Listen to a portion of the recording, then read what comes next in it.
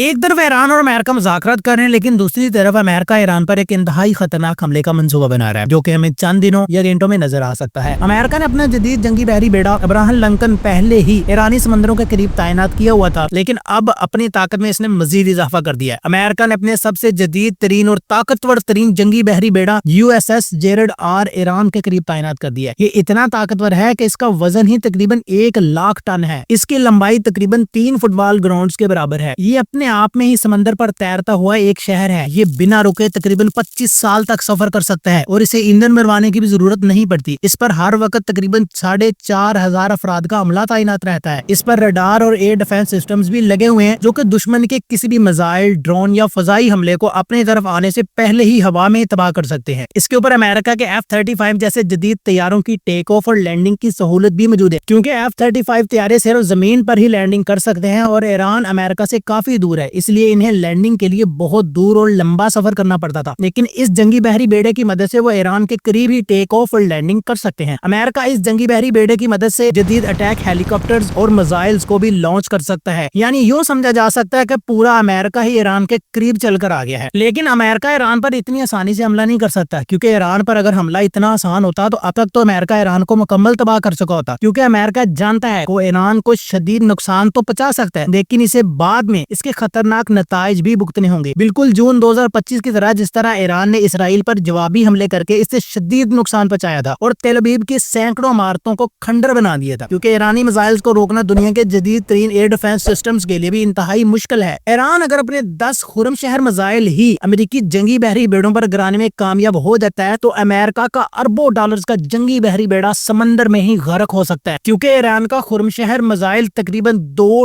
Ton بارود سے بھرا ہوا ہوتا ہے۔ اب دیکھنا یہ ہوگا کہ آنے والے وقت میں کیا ہوتا ہے۔ آپ کو کیا لگتا ہے کیا ہو سکتا ہے؟ ہمیں کمنٹ سیکشن میں ضرور بتائیے گا۔ مزید اس طرح کے اپڈیٹس کے لیے ہمارے اکاؤنٹ کو فالو اور اس ویڈیو کو لائک لازمی کیجیے گا۔ ملتے ہیں اگلی ویڈیو میں۔ اللہ حافظ۔